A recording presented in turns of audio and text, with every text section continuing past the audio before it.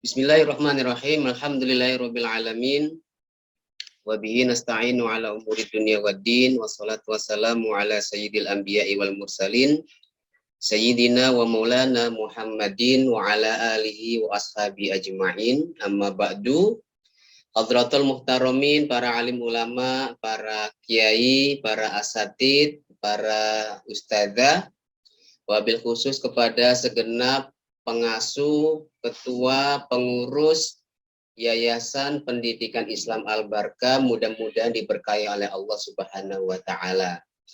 Kepada yang terhormat Bapak Ahmad Muntoi, MPD selaku Kepala Unit TK SD Al-Barkah, kepada Ibu Kepala Sekolah SD Al-Barkah, Ibu Kepala TK Al-Barkah, kepada para guru-guru semuanya, kepada para orang tua murid dan anak-anakku, adik-adikku, murid-murid dan siswa baik TK maupun SD Al-Barkah. Mudah-mudahan hari ini Allah memberikan perlindungan kepada kita semuanya. Allah berikan rahmat dan keberkahan untuk kita semuanya. Sehingga siapa saja di antara kita yang saat ini sedang sakit, mudah-mudahan disembuhkan oleh Allah. Amin. Siapapun di antara kita yang saat ini punya masalah, mudah-mudahan masalahnya diselesaikan oleh Allah Subhanahu wa taala. Nah, Bapak Ibu yang dirahmati Allah, saya akan share screen ya.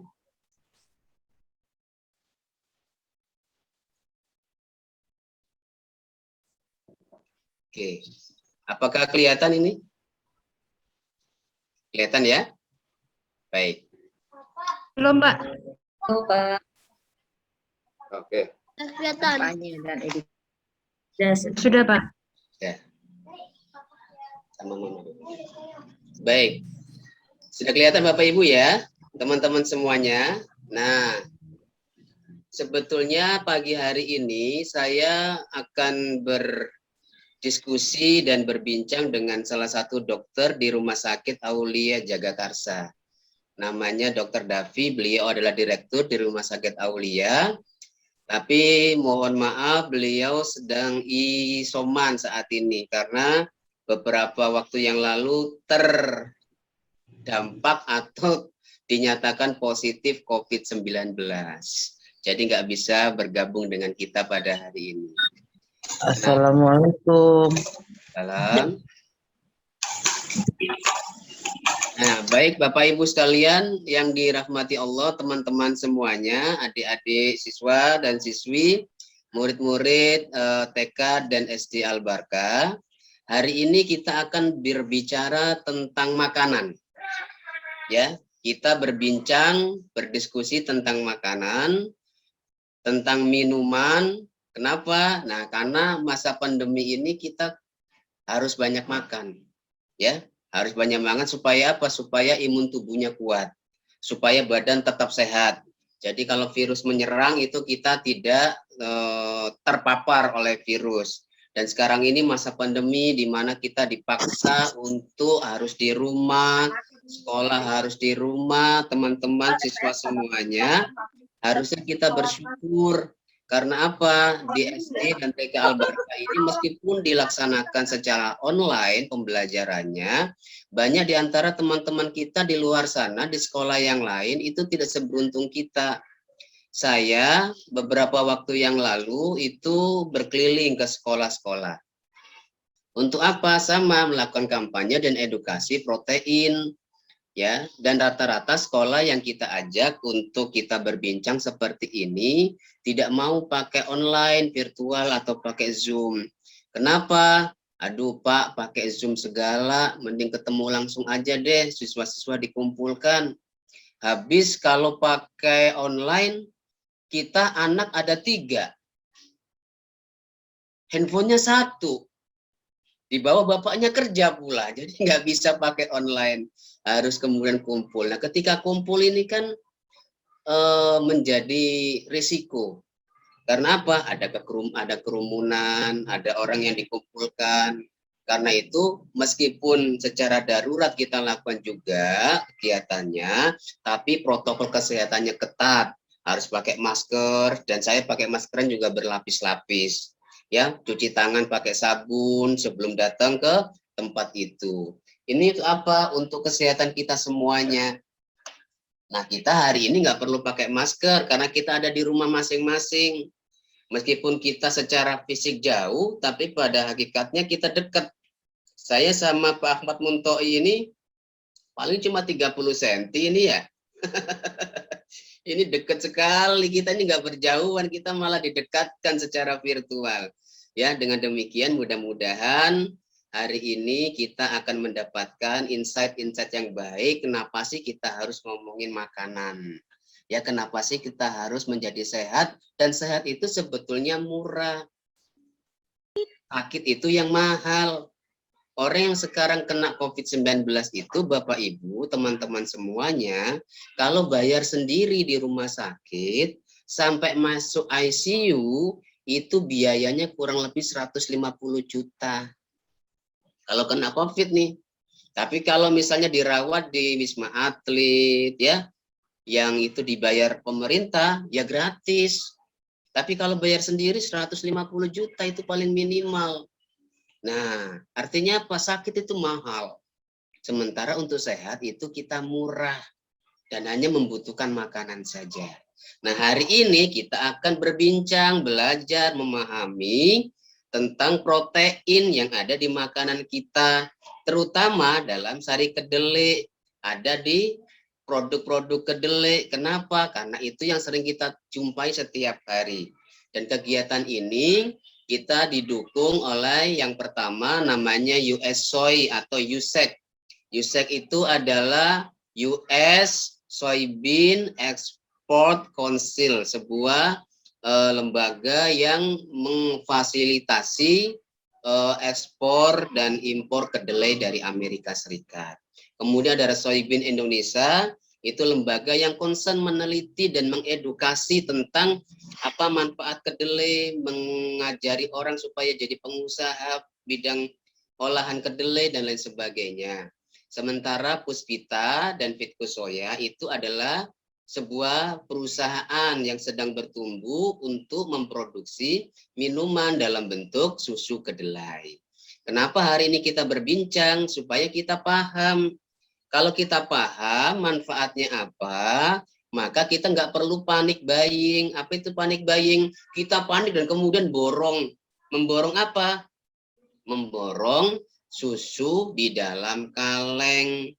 Ya, susunya namanya apa, logonya apa, bentuknya juga apa. Nah, kemarin kan kita dengar ya Bapak Ibu ya, orang tiba-tiba berebut di minimarket, di supermarket, memborong apa? Susu dalam kaleng yang harganya lumayan mahal. Padahal kandungannya itu ada sama dan mirip dengan apa? Susu kedelai yang ada di sekitar kita, yang Bapak Ibu jumpai setiap pagi di ibu-ibu tukang nasi uduk ada, di warung-warung depan rumah juga ada. Kandungannya itu sama dan harganya murah. Jadi nggak perlu memborong susu dalam kaleng. Ya. Nah, karena itu yuk kita mulai perjumpaan kita di pagi hari ini untuk belajar bersama supaya kita saling memahami. Nah, seperti disampaikan oleh Pak Muntoi tadi, insya Allah untuk Bapak Ibu adik-adik semua yang aktif pada pagi hari ini memberikan komen atau bertanya, insya Allah nanti ada hadiah. Nah, hadiahnya apa? Ada yang mau tahu? Nah, hadiahnya ini ada tiket. Nah, tiket menginap 3 hari 3 malam di kandang buaya. Nah, nanti insya Allah kita yang bertanya akan dapat gimmick. Nah, gimmick nanti kita kirim langsung ke sekolah. Ya, untuk hari ini 5 orang yang aktif bertanya akan kita kirim bentuknya goodie bag. Nah, di dalamnya ada kenang-kenangan dari US Soy, USEC, dari Puspita, dan dari saya, insya Allah bagi teman-teman Bapak Ibu yang beruntung. Yuk kita mulai diskusi dan edukasi kita pada pagi hari ini.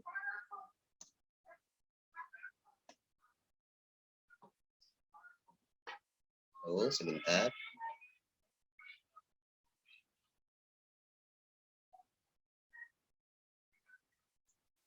Oke.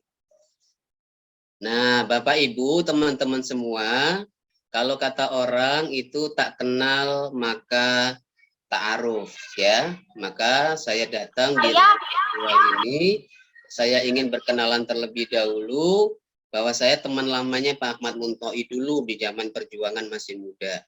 Sekarang udah sama-sama tua, berjuang sendiri-sendiri. Ya. Ya, nama saya Hamim N. Hagibo. Saya sekarang diutus oleh Puspita Beverage bekerja sama dengan USEC, USOI untuk berkeliling sekolah, berkeliling ke masyarakat. Beberapa hari yang lalu saya berkeliling di tempat vaksin untuk berbagi minuman susu kedelai untuk penguat imun dan kesehatan bagi para nakes dan para masyarakat yang sedang vaksin. Ya, saya juga keliling ke rumah sakit untuk apa? Memberikan bantuan kepada para tenaga kesehatan supaya mendapatkan asupan minuman yang punya protein tinggi, itu juga akan menguatkan imun untuk mereka dan menambah kesehatan, mudah-mudahan. Ya.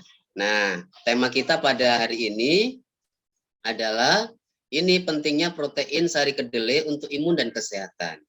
Bapak, Ibu, teman-teman semua yang bahagia, ini sebelum kita belajar lebih lanjut, kita pahami dulu tentang makanan ini. Ini adalah perubahan paradigma cara berpikir terkait makan.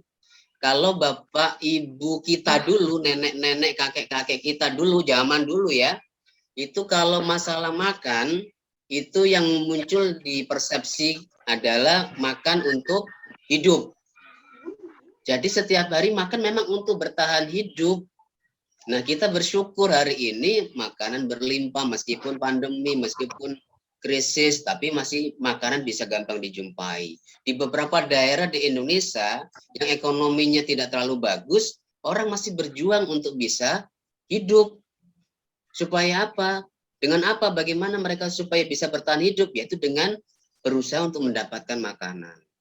Nah, tapi terus berkembang setelah makan untuk hidup, kemudian orang berpikir tidak cukup makan untuk hidup, tapi hidup untuk makan.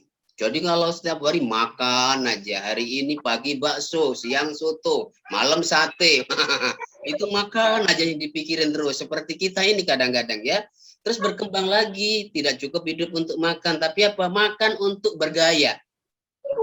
Gaya hidup namanya. Pergi ke restoran yang mahal, ya kan? Atau makanan, ada parade makanan. Nah, ini biasanya kalau di sekolah, di RT, di RW 17-an ada apa? Parade masak, nah gitu. Atau lomba masak. Nah, menjadi apa? Menjadi hiburan, menjadi gaya hidup. Berkembang lagi, jadi apa? Makan untuk selfie.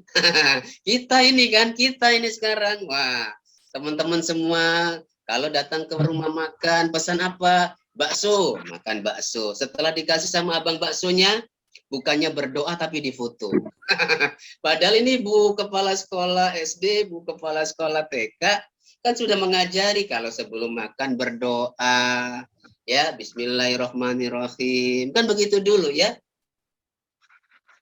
Iya, tapi kita sekarang ada makanan, datang ke restoran, waduh makanannya enak-enak, ada ada ayam bakar, ada ikan, apa namanya gurame. Setelah dihidangkan, ya ibu bapaknya, ayo teman anak-anak semuanya disiapkan handphonenya, bukan diajak berdoa, tapi disuruh apa namanya foto, selfie, jepret, ya foto sono, foto sini, akhirnya ada apa? Di-upload di mana? Di Facebook, di Instagram, di media sosial. Ore, hari ini kita makan loh di restoran.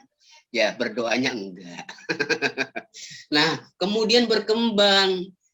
Masyarakat, orang kita sekarang tidak hanya berpikir tentang bagaimana mengkonsumsi makanan, tapi mulai sadar bahwa makanan itu tidak sekedar mengasup tubuh kita, tapi juga bagaimana asupan yang masuk di dalam tubuh kita itu menjadikan kita sehat. Itu tidak gampang terserang penyakit, Maka kalau Bapak Ibu pernah melihat misalnya Dokter Tirtani, relawan COVID-19 ya, sering berkata, cara untuk mengantisipasi COVID-19 itu pakai masker, makan.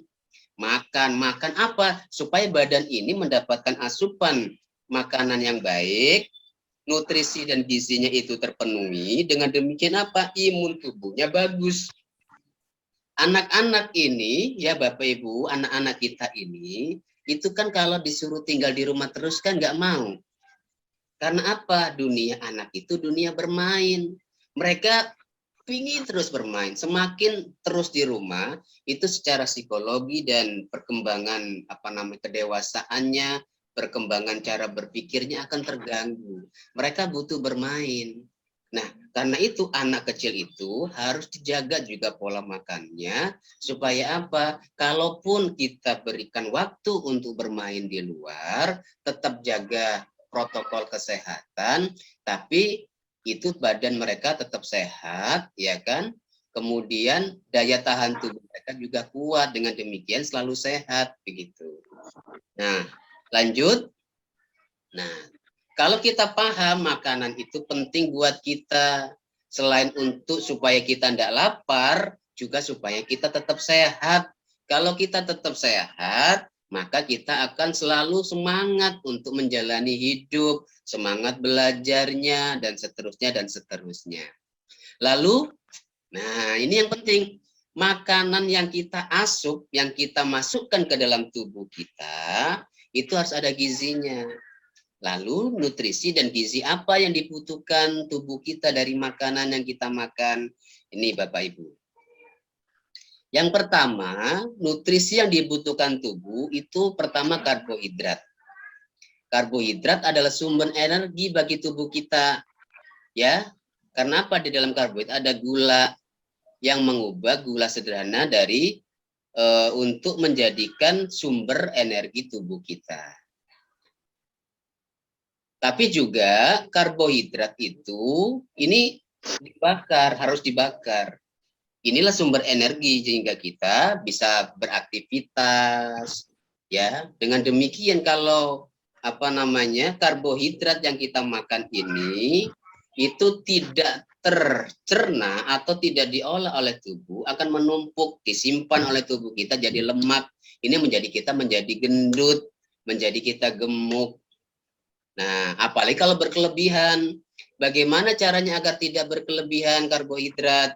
Ganti konsumsi nasi putih, kue, dan roti menjadi gandum, wortel, sesuatu yang bisa kita makan, atau kacang-kacangan yang punya serat tinggi dan penuh vitamin.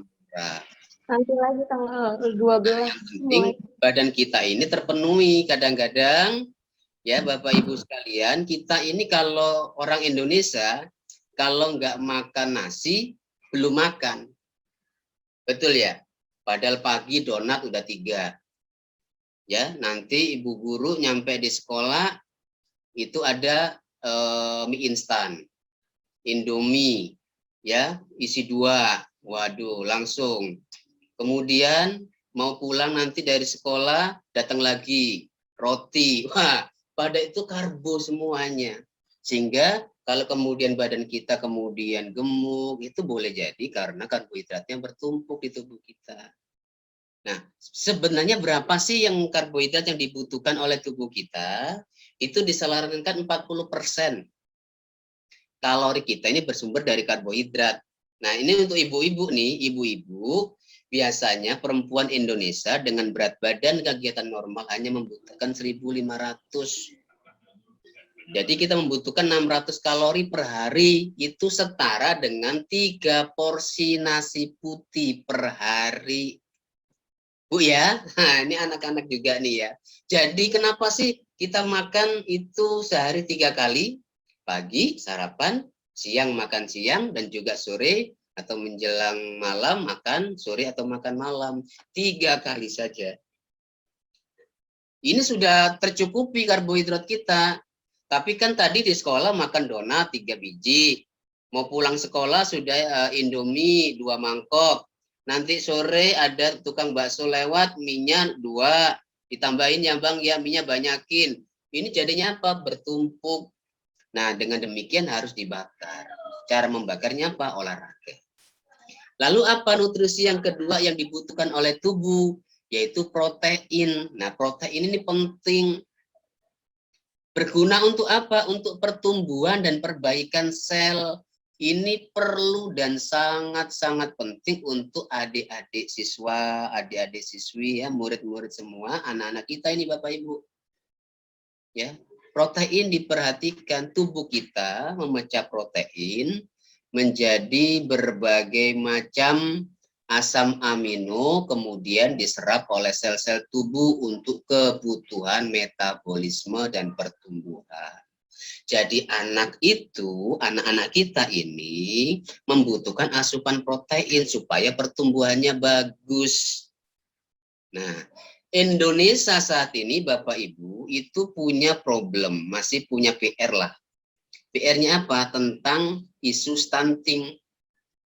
Apa itu isu stunting? Isu stunting itu adalah anak-anak kita, anak Indonesia yang gagal tumbuh. Mereka itu disebut apa ya? Kerdil. Ya, anak-anak kerdil. Jadi masa kecil karena kekurangan gizi, kekurangan protein, asupan makanannya itu makan mereka, tapi gizinya tidak terpenuhi sehingga menjadi anak stunting. Anaknya kerdil, kalau bahasa kita kuntet ya, itu gagal tumbuh mereka. Tidak hanya gagal tumbuh, tidak ada badannya itu yang nggak bisa gede, nggak bisa berkembang, nggak bisa tinggi, tapi juga otaknya nggak berkembang. Sehingga anak ini nanti menjadi anak-anak yang setelah dia tumbuh menjadi orang yang besar, badannya segitu-gitu aja. Dan juga cara berpikirnya menjadi lola. Tahu lola ya? Lambat berpikir. Gitu. Kalau disuruh ke selatan, pergi ke utara. Disuruh ke barat, lari ke timur. Disuruh buka pintu, malah nutup pintu. Nah, ini anak-anak itu stunting ini yang menjadi problem di negara kita masih. Dan data menunjukkan 1 dari 10 anak Indonesia itu stunting. Ini menjadi PR besar buat pemerintah kita dan juga kita semuanya. Nah, mudah-mudahan ini perjumpaan kita menjadi kesadaran buat kita semua, anak-anak kita dipenuhi gizinya. Supaya apa? Tumbuhnya bagus. Ya, badannya tumbuh bagus, tingginya benar sesuai dengan ukuran normal, dan juga di sekolah itu otaknya bagus sehingga mencerna pendidikan, mencerna pembelajaran dengan mudah. Dengan demikian, nah di sekolah Arbarka anak-anaknya tumbuh berkualitas, menjadi anak-anak yang cerdas, semuanya pintar-pintar.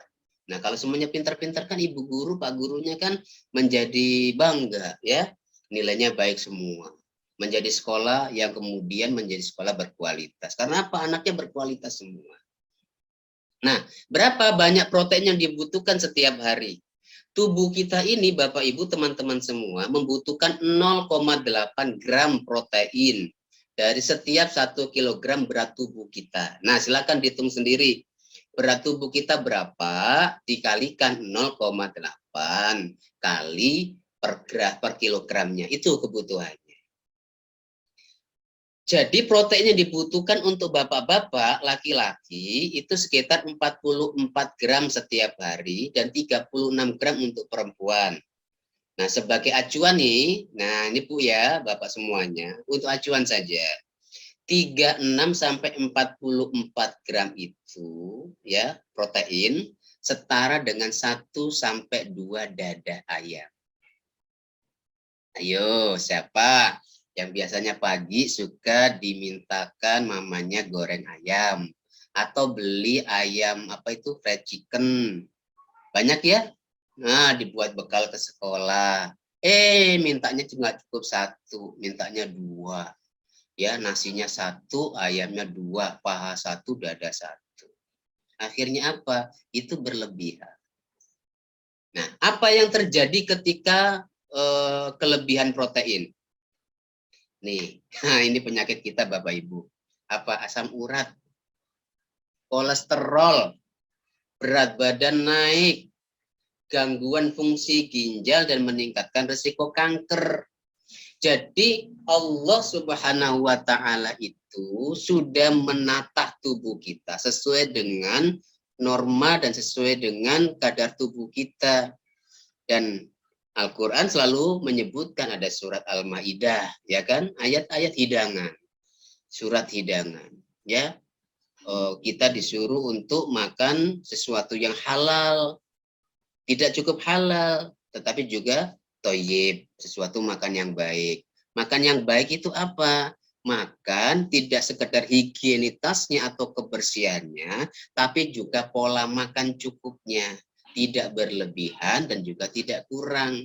Kalau satu hari kita makan ayamnya 1 ekor, waduh, sampai seekor-ekornya juga dimakan, waduh, akhirnya apa? Malamnya asam urat kambuh. Nah, ya kan? Ibu-ibu kalau punya suami, suaminya di rumah suka apa namanya ngeluh, ya kan? Aduh, asam uratnya kambuh, akhirnya pergi ke apotek, pergi obat. Itu boleh jadi pola makannya itu yang tidak diatur, berkelebihan. Terus apa selain protein yang dibutuhkan oleh tubuh kita? Lemak.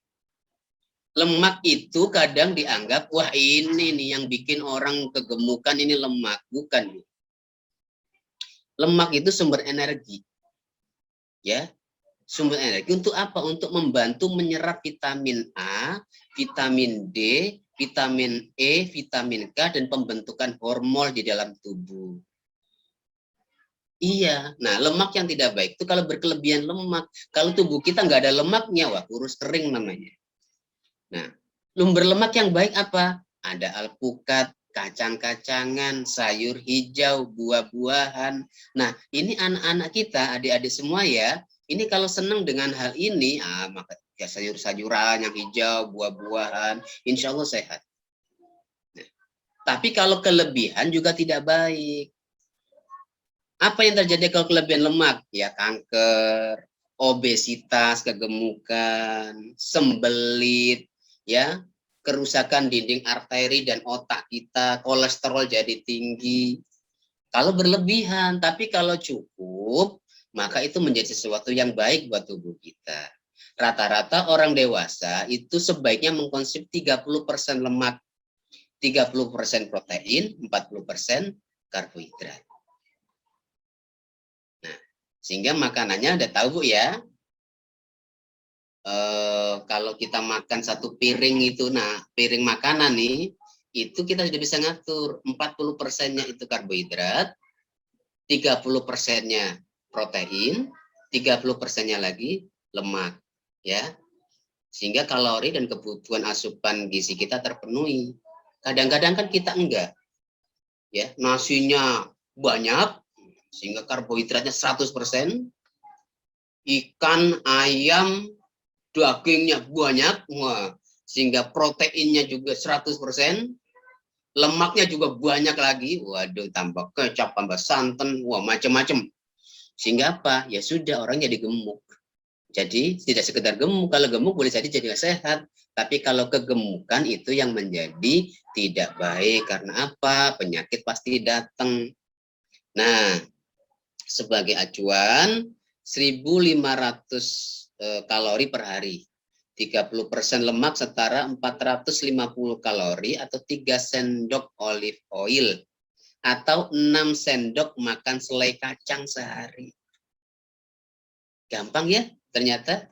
Nah, terus apa lagi yang dibutuhkan oleh tubuh kita? Vitamin. Nah, ini vitamin itu penting untuk apa? Metabolisme tubuh dan juga merawat sel tubuh kita supaya tetap bagus, supaya tetap sehat, ada anti-agingnya supaya tetap segar muda gitu. Setiap sel dalam tubuh membutuhkan vitamin untuk banyak proses di dalamnya. Dan kita paling sering kekurangan vitamin karena pemilihan dan cara pengolahan makanan. Sekarang ini makanan kan makanan modern semuanya ya, fried chicken, ayam goreng, apalagi banyak ya, makanan-makanan instan ya. Nah, vitamin C dan B kompleks sangat rentan terhadap suhu sehingga seringkali rusak ketika dimasak dalam suhu tinggi. Kayak wortel, ya itu bagus, banyak vitamin C-nya. Tapi kalau kita masak, jadi sop, jadi apa sayuran, ketika masaknya itu terlalu matang, itu malah rusak vitaminnya. Terlebih lagi vitamin C dan B kompleks harus dikonsumsi setiap hari karena kelebihannya tidak dapat disimpan dalam tubuh. Gitu, Bu. Ya. Jadi anak-anak kita ini setiap hari kalau perlu ya, dan juga saya kira penting untuk disiapkan vitamin C dari makanan, vitamin B dari makanan, atau kalau punya suplemen bolehlah disiapkan di rumah. Karena dua bentuk vitamin ini itu nggak bisa disimpan di dalam tubuh kita. Kalau karbohidrat, ya nasi kalau kebanyakan nggak bisa diolah atau dicerna oleh tubuh kita, atau dicerna tapi kemudian belum dipakai sama tubuh kita menjadi energi, dia disimpan jadi lemak, jadi badan kita gemuk. Tapi kalau kita kemudian puasa, itu bisa dibakar lagi. Tapi vitamin C dan vitamin B itu nggak bisa disimpan dalam tubuh kita, Bapak Ibu. Ya, dia akan dikeluarkan kalau tidak diserap oleh tubuh kita, akan dikeluarkan melalui air seni, melalui pipis. Jadi pita pipis itu ya itu pembuangan sebetulnya. Karena apa? Vitamin C dan vitamin B yang kita konsumsi itu tidak diserap oleh tubuh kita. Nah, kalau dengan demikian berarti besok paginya lagi atau esok harinya itu harus kita konsumsi lagi vitamin C dan vitamin B. Kalau tidak terpenuhi bagaimana, Pak? Wah, ini kalau nggak terpenuhi bisa terjadi kekurangan vitamin. Akibatnya apa? Bisa rusak matanya, anemia, hipertensi, ginjal terganggu. Terus apa? Cepat tua, penuaan dini, masih muda tapi kelihatan seperti tua. Nah, kayak Pak Ahmad Muntoi ini kan, waduh, dari dulu nih masih muda sampai sekarang ya begini aja wajahnya ini, ya. Kalau saya memang orangnya awet tua, dari muda dulu sampai gini hari masih tua aja, ya. Kemudian apa yang terjadi? Kanker, batuk. Nah, boleh jadi anak kita yang bapil, batuk pilek, yaitu karena boleh jadi kekurangan vitamin. Atau osteoporosis, tulangnya keropos. Atau bapak ibu-ibu nih, atau adik-adik kita yang sudah menstruasi, masa haid, itu merasakan sakit ketika haid. Boleh jadi kekurangan vitamin. Nah, vitamin itu dapat ditemukan dalam buah, sayur, seperti kacang-kacangan, kacang hijau, kacang kedelai, kacang panjang, kacang merah, ada bayam, apel, tomat, gitu. Atau biji bunga matahari itu banyak vitaminnya. Alpukat, ya, buah bit, lemon, jeruk. Nah, buah-buahan itu banyak vitaminnya. Nah, terus apalagi Bapak Ibu yang dibutuhkan oleh tubuh kita? Mineral. Mineral sangat penting untuk pertumbuhan dan metabolisme dalam tubuh kita untuk mengubah makan menjadi energi. Kalau kita kekurangan mineral, tadi itu aja anemia, mudah lelah, ya osteoporosis juga, kulit kering, rambut rontok, ya keseimbangan hormonal terganggu, ibu-ibu jadi gampang marah karena mineralnya tidak terpenuhi. Cara dari mana, Pak? Ada dari jahe, kunyit, water, ya, kacang-kacangan juga, kacang kedelai, kacang yang lain juga, kacang mede, atau sayuran yang berwarna hijau gelap. Terus ada serat tumbuhan harus terpenuhi. Kalau seratnya itu tidak terpenuhi oleh tubuh kita, jadinya apa? Susah buang air besar. Kalau susah buang air besar, kotoran menumpuk di dalam tubuh kita, jadinya kanker usus, atau penyakit hati, atau ambeien. Itu bisa terjadi. Nah, sebentar. Dari mana mendapatkan serat itu? Yang paling gampang, Bapak Ibu sekalian, dari tempe. Setiap hari makan tempe, ya serat terpenuhi. Jangan khawatir, ya banyak di lingkungan kita. Terus yang berikutnya apa? Air. Nah, kalau kurang air, repot. Air itu, Bapak Ibu, 65% berat tubuh kita ini terbuat dari air. 65% di tubuh kita ini isinya itu air. Nah, kandungan air dalam tubuh kita berkurang setiap waktunya. Lewat apa? Ada pencernaan, pernafasan, keringat, jadi urin, jadi kotoran. Karena itu selalu minum untuk memenuhi kebutuhan air dalam tubuh kita itu penting. Boleh dengan minuman air mineral, ya, yang higienis dan bersih kalau perlu dimasak, atau melalui sayur-sayuran, buah-buahan, timun itu bagus, semangka, jeruk. Kalau kurang minum air apa yang terjadi? Akan bisa terjadi kerusakan pada sel atau organ otak kita, mata kita, darah kita juga terjadi, boleh jadi pembekuan darah atau saluran pencernaan. Karena apa? Mereka butuh asupan air ini untuk apa? Metabolisme. Jadi tubuh kita ini saling melengkapi. Ada air, vitamin, protein, karbohidrat itu saling melengkapi menjadi kekuatan tubuh kita sehingga anak-anak kita bertumbuh, sehingga kita bisa beraktivitas, sehingga kita tidak mudah lelah dan seterusnya. Berapa kebutuhan air yang dibutuhkan? Itu dianjurkan 8 gelas per hari atau kurang lebih 2 sampai 3 liter.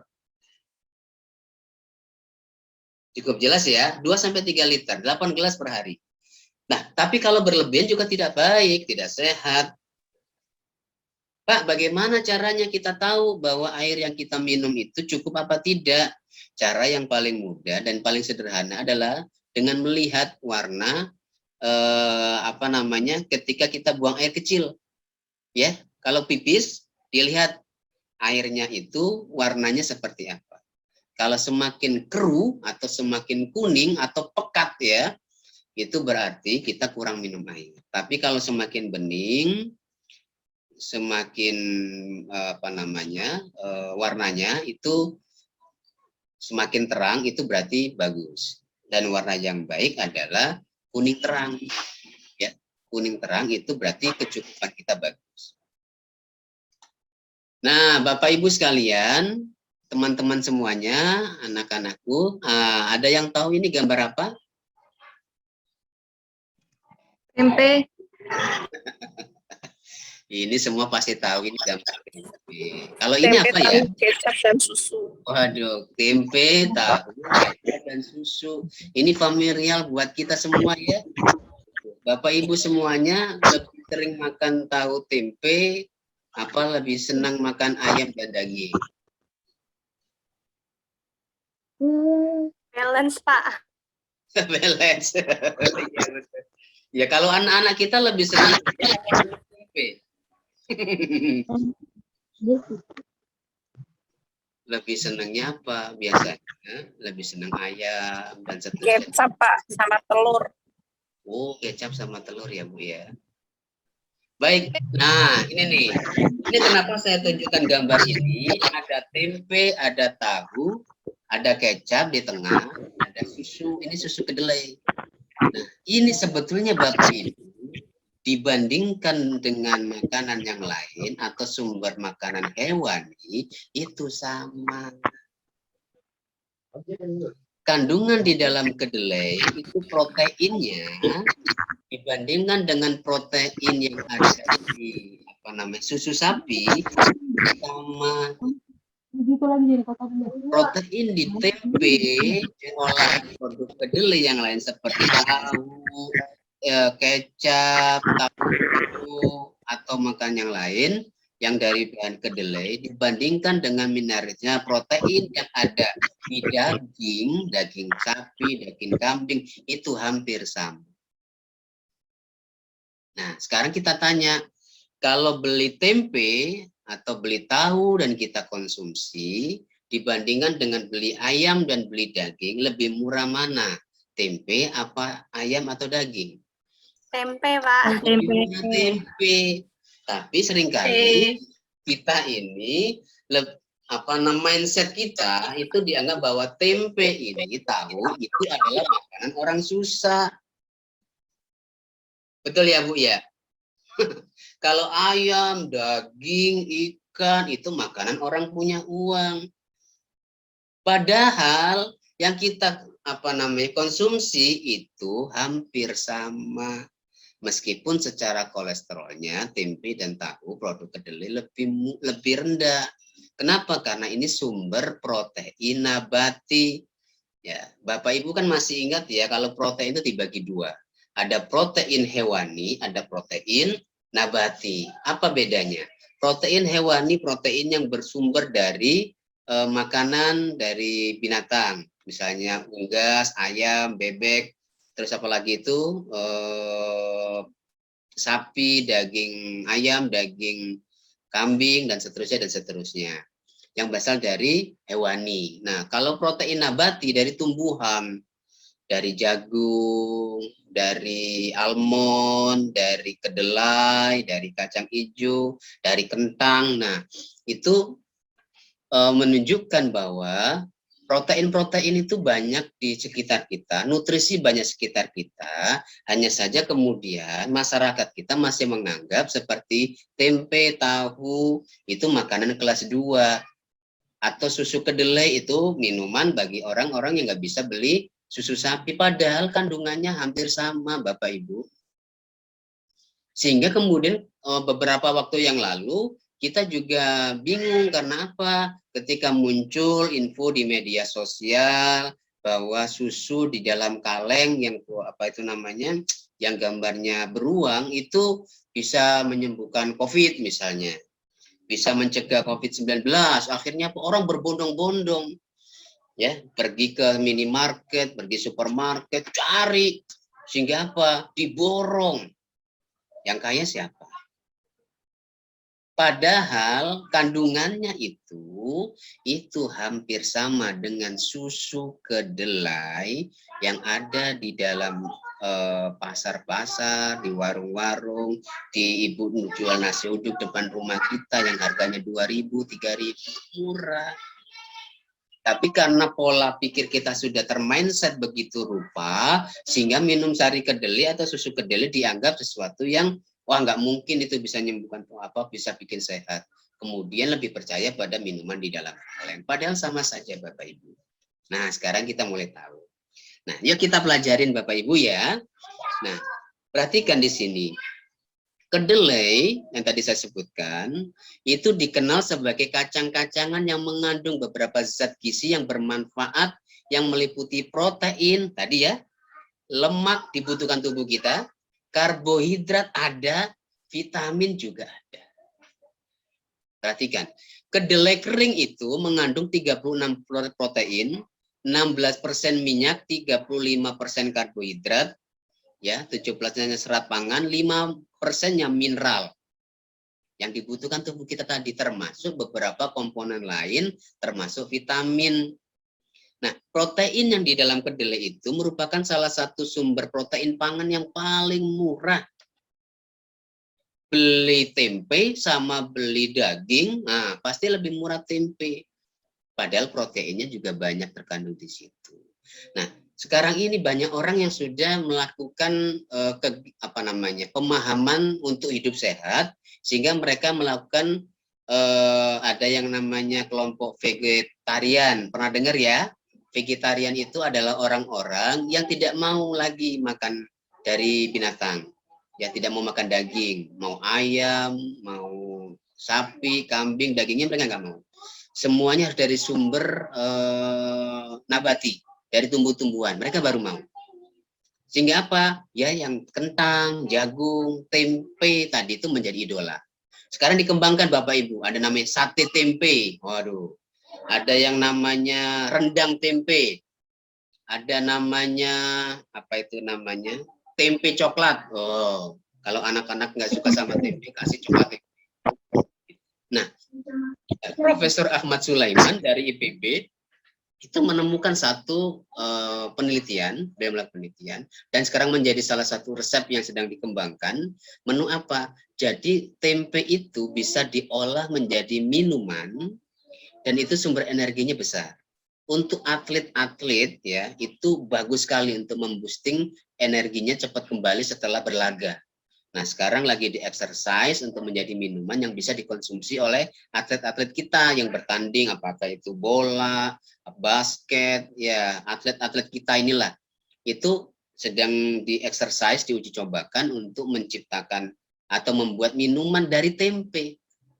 Dan itu bagus gitu. Nah, terus apa? Protein kedelai itu substitusi protein hewani yang baik. Kalau misalnya ada anak kecil, bayi itu misalnya tidak toleran dengan laktosa. Jadi kalau sama susu sapi itu alergi, itu bisa menjadi salah satu alternatif bagi anak-anak kita, ya adik-adik bayi yang tidak bisa minum susu sapi. Itu boleh. Nah, profil gizinya kecuali asam amino sulfur hampir sama dengan asam amino protein hewani. Hampir sama. Sebab protein kedelai mengandung kebanyakan asam amino esensial yang dibutuhkan untuk gizi hewan dan gizi manusia. Nah, langsung ya, kalau ini agak sangat ilmiah, kita lewati saja. Nah, ini Bapak Ibu. Nah, sebelah kanan itu tempe. Nah, sebelah kiri bawah itu kedelai. Nah, kalau tempe, produk tempe Bapak Ibu, atau dari bahan olahan kedelai, temukan namanya peptida valhis dan alaleoglupro. Ini penelitian oleh Tamam 2019. Nah, peptida di dalam tempe itu mempunyai sifat antihipertensi. Apa artinya? Itu mengurangi darah tinggi. Anti diabetik, sangat baik untuk mencegah timbulnya penyakit diabetes dalam tubuh kita. Antioksidatif dan anti tumor. Itu dari mana? Dari tempe. Nah, tempe juga mengandung asam amino rantai cabang. Nah, sekarang yang dibawa, kedelai merupakan sumber lemak yang baik. Minyak kedelai mengandung 15,65% asam lemak jenuh, 22,78% mufa, dan 57,74% pufa. 7% asam inolenat dan 50% asam linoleat. Kedelai mengandung beberapa senyawa bioaktif seperti isoflavon yang mempunyai efek menguntungkan untuk kesehatan manusia dan hewan. Hewan saja makan kedelai sehat, manusia makan kedelai, jadi tempe, jadi tahu, jadi kecap, jadi tauco, jadi sari kedelai, susu kedelai, itu merupakan sumber makanan yang sehat Bapak Ibu sekalian. Dan harganya juga murah. Nah, ini. Protein itu ada isoflavon tadi disampaikan, ada untuk anti karsinogenik, mencegah penyakit kardiovaskular ini ya, mencegah osteoporosis, antioksidan, dan mengurangi gejala menopause buat ibu-ibu. Nah, ini agak panjang, jadi saya singkat saja menjadi ini. Manfaat kesehatan dari produk olahan kedelai. Jadi Bapak Ibu, yang terkandung dalam tahu, tempe, minuman susu kedelai, dan lain sebagainya, seperti yang saya ada di sini saya ya, ini namanya Fitco Soya, produk dari Puspita, untuk minuman susu kedelai atau sari kedelai, ini insya Allah besok akan dikirim ke Sekolah Al-Barkah untuk teman-teman semuanya. Nah, manfaatnya apa? Produk olahan kedelai, satu, alternatif protein yang lengkap untuk mengganti sumber hewani. Ini baik untuk pembentukan tulang yang kuat dan mengurangi resiko osteoporosis. Osteoporosis itu apa? Penyakit tulangnya rapuh. Ya, gampang patah. Kalau anak itu osteoporosis itu ya tulangnya itu rapuh, main bola jatuh patah tulang. Nah, kita nggak mau anak-anak kita seperti itu, maka harus kita penuhi kandungan-kandungan protein yang baik, salah satunya dari produk olahan kedelai, apa itu susu kedelai. Mulai sekarang diajak anak-anak kita untuk menyenangi begini, supaya apa, ini murah, tidak mahal ya dibandingkan susu sapi atau susu dalam kaleng atau susu formula. Yang ketiga apa? Untuk kesehatan otak, ini kedelai.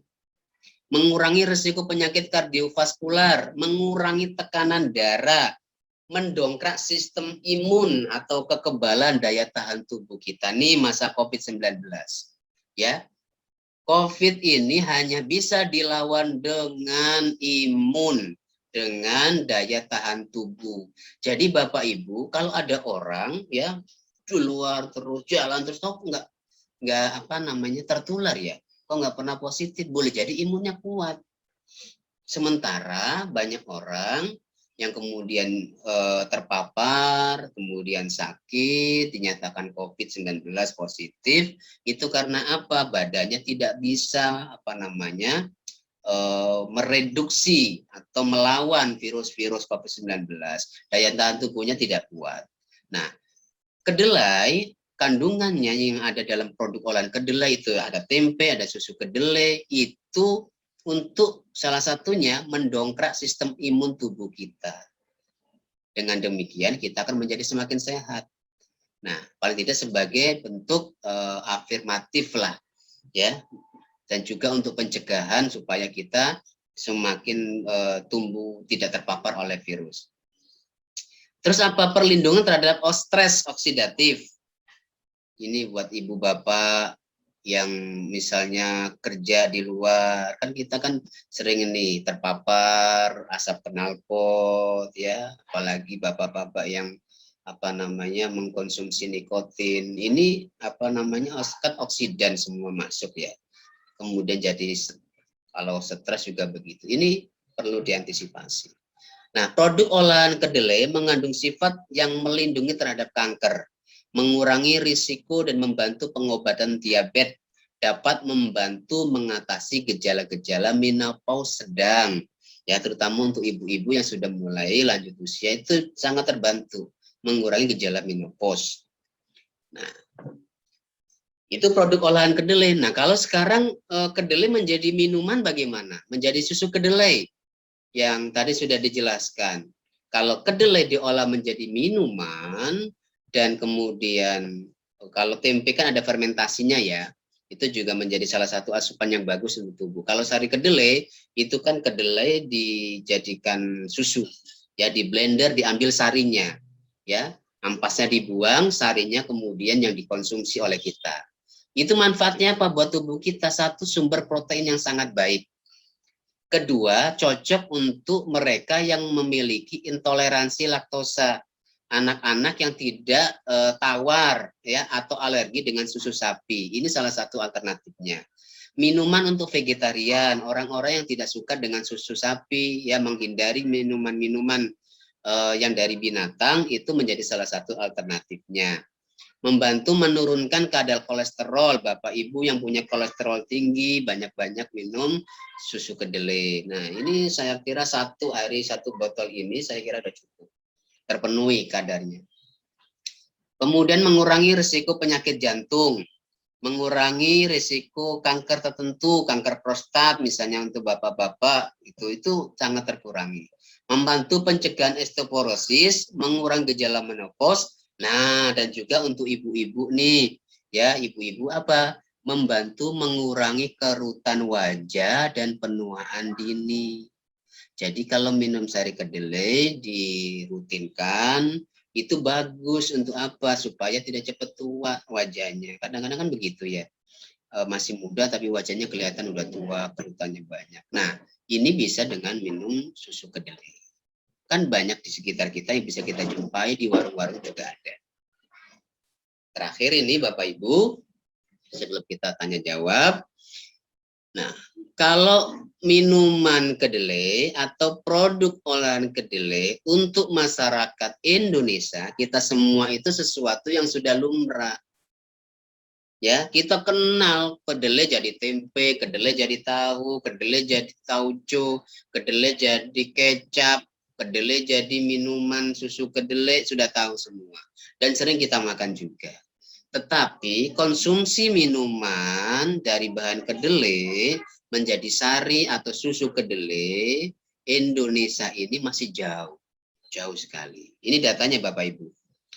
Di negara-negara sekitar kita di Asia, Thailand itu per kapita masyarakatnya, penduduknya, ya yang mengkonsumsi susu kedelai atau sari kedelai atau minuman berbahan kedelai, jadi yogurt, ya, jadi susu kedelai, jadi macam-macam yang bisa dikonsumsi jadi minuman. Thailand itu per kapitanya 12,2. Singapura 11,6. Taiwan itu 10,4, Cina 10, Hong Kong 9,9, Malaysia 7,9, Vietnam 7,7, Korea 4,2, Jepang 3,4, Australia 3,2. Negara-negara sekitar kita, tetangga kita. Berapa Indonesia? Nah, ini dia.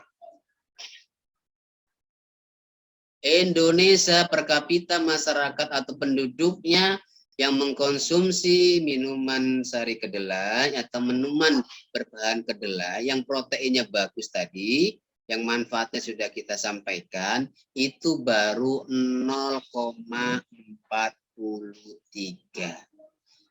Satu saja belum nyampai. Jadi apa?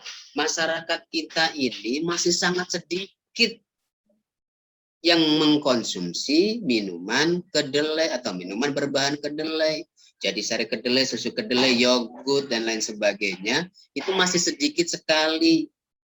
Boleh jadi tadi itu framingnya orang kita, mindsetnya masyarakat kita, susu kedelai atau sari kedelai itu minuman nomor 2, minuman yang bukan minuman keren gitu. Padahal kalau kita tahu sekarang ini, tempe, susu kedelai itu sesuatu yang sangat dibutuhkan, manfaatnya besar untuk tubuh kita. Nah, mulai sekarang kita harus pahamkan. Jadi generasi tempe, nah itu bukan generasi yang loyo, generasi yang tidak berkualitas, generasi yang nggak ada nilainya. Generasi tempe itu generasi sehat. Makan tempe setiap hari sehat. Makan tahu setiap hari. Nah ini tinggal kreasi ibu bapak semuanya. Supaya anaknya nggak bosen. Hari ini rendang tempe, ya besok misalnya soto tempe, misalnya gitu. Ya kemudian besoknya lagi misalnya apa sate tempe. Ya dikreasikan, anak-anak jadi suka. Dengan demikian semoga kita menjadi orang-orang yang sehat semuanya.